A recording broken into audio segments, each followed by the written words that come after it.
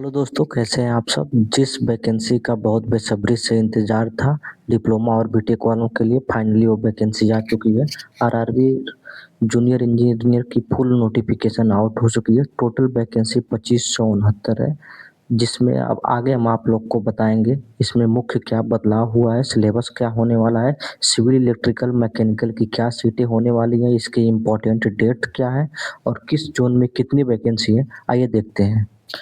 दोस्तों, ये RRB junior engineer का फुल नोटिफिकेशन है, सीएन नंबर 05/2025। इसके मुख्य अपडेट आइए हम लोग देख सकते हैं। इसमें जूनियर इंजीनियर की वैकेंसी है, टीएमएस की वैकेंसी है, depot material superintendent, chemical and metallurgical assistant. इसमें टोटल मिला के देख लेते हैं।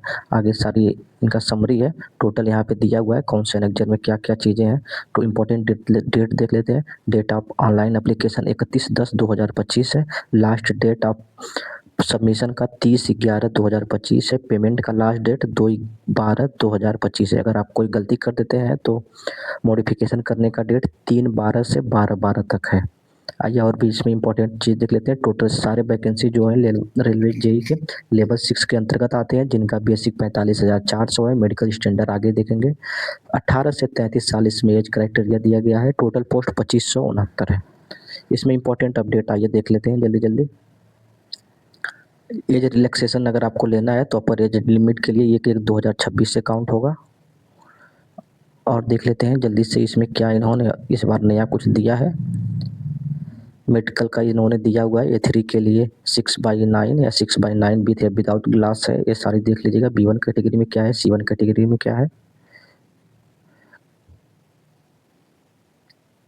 एज 18 से 33 अंडर रिजर्व ओबीसी और SC ST का देख लीजिएगा। SC ST को 5 साल का रिलैक्सेशन है, ओबीसी वालों को 3 साल का है।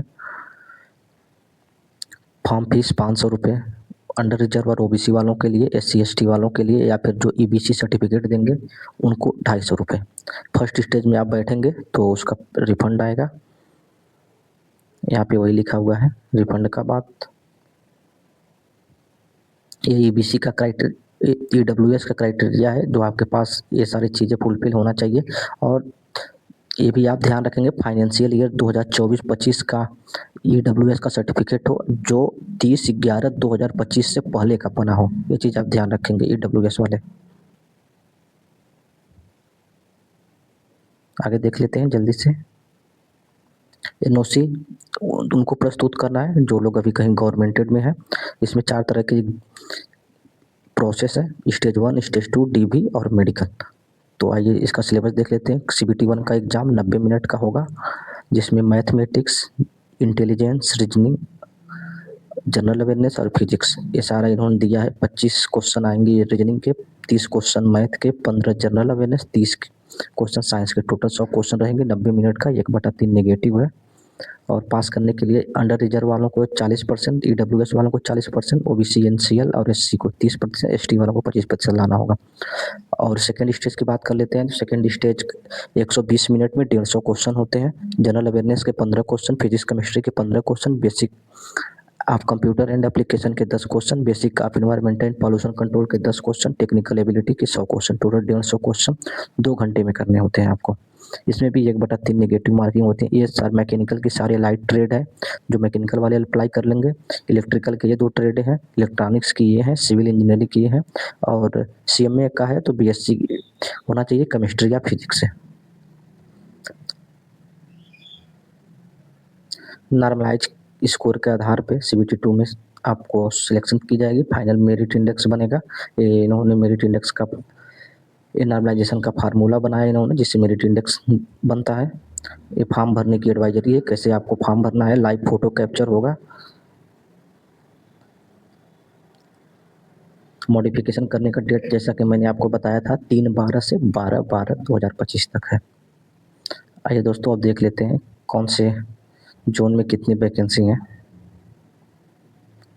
लास्ट में अंतिम में मैं आपको 3 ऐसे जोन बताऊंगा जिसमें आप फॉर्म भरेंगे तो आप पक्का ही वहाँ पे कंपटीशन कम होता है, वैकेंसी भी अच्छी खासी है और कंपटीशन भी कम है, तो आप उसको ज़रूर ध्यान में रखिएगा। आइए देखते हैं ये सारा पोस्ट है जिसमें कौन से ट्रेड वाले एलिजिबल हैं।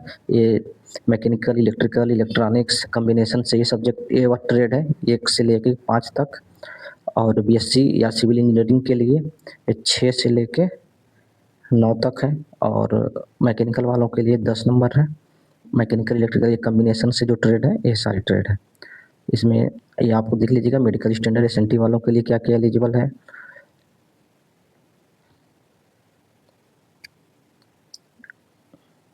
ये वैकेंसी देख लेते हैं दोस्तों। अहमदाबाद में ये अहमदाबाद की वैकेंसी है। टीआरएस में इन्होंने डब्ल्यूआर रीजन का टोटल 15 वैकेंसी दिया है। टीआरडी में भी 11 वैकेंसी है। अहमदाबाद में टोटल 151 वैकेंसी है। आरआरबी अजमेर में देख लेते हैं। आरआरबी अजमेर में टोटल 40 वैकेंसी है। आरआरबी बेंगलुरु में देख लेते हैं। आरआरबी बेंगलुरु में 80 वैकेंसी है। आरआरबी भोपाल में 58 वैकेंसी है। आरआरबी भुवनेश्वर में 36 वैकेंसी है। आरआरबी बिलासपुर में यहाँ पे 127 वैकेंसी है। आरआरबी चंडीगढ़ में 108 वैकेंसी है। आरआरबी चेन्नई में टोटल 160 वैकेंसी है। आप लोग देख लीजिएगा वीडियो पॉज करके कौन से जोन में कौन से ट्रेड के लिए कौन सी कितनी वैकेंसी है, इसीलिए मैं आपको जल्दी बता रहा हूँ कि आप ज़्यादा टाइम वेस्ट ना हो। गोरखपुर में देख लेते हैं। गोरखपुर में 98 वैकेंसी है। गुवाहाटी में 7 वैकेंसी है। जम्मू एंड श्रीनगर में 88 वैकेंसी है। कोलकाता वालों के लिए यहाँ पे हमेशा ज़्यादा वैकेंसी रहती है, इस बार भी ज़्यादा ही है वैकेंसी। कोलकाता में टोटल 628 वैकेंसी है। देख सकते हैं दोस्तों पूरे वैकेंसी का 25% वैकेंसी कोलकाता में ही है।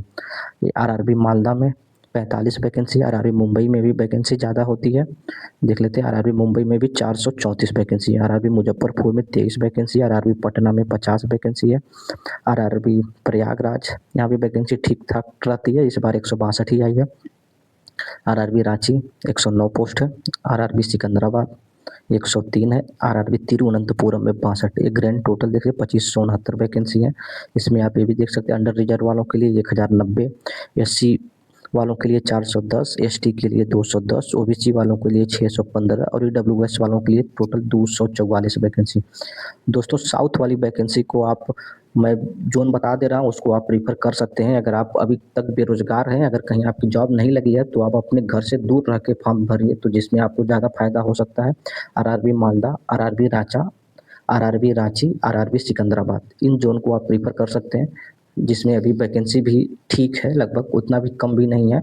लेकिन ये है कि सीट वैकेंसी ठीक है क्योंकि वहाँ पे कैंडिडेट ज़्यादा जाते नहीं हैं, तो आप अपने कंपटीशन के हिसाब से आरआरबी गोरखपुर, आरआरबी प्रयागराज तो ना ही भरिएगा। उसके बाद आप देख लीजिएगा। चैनल पे नए हैं तो चैनल को सब्सक्राइब कर लीजिए, हम ऐसे ही अपडेट लाते रहेंगे। और इसमें मैं एक डिटेल वीडियो बनाने वाला हूँ, पिछला कट ऑफ क्या गया था, कितनी मेरिट इंडेक्स गई थी, कितने नंबर पे आपका सिलेक्शन हुआ है। अभी 2024 वाले वैकेंसी में ज्वाइनिंग की प्रोसेस चल रही है।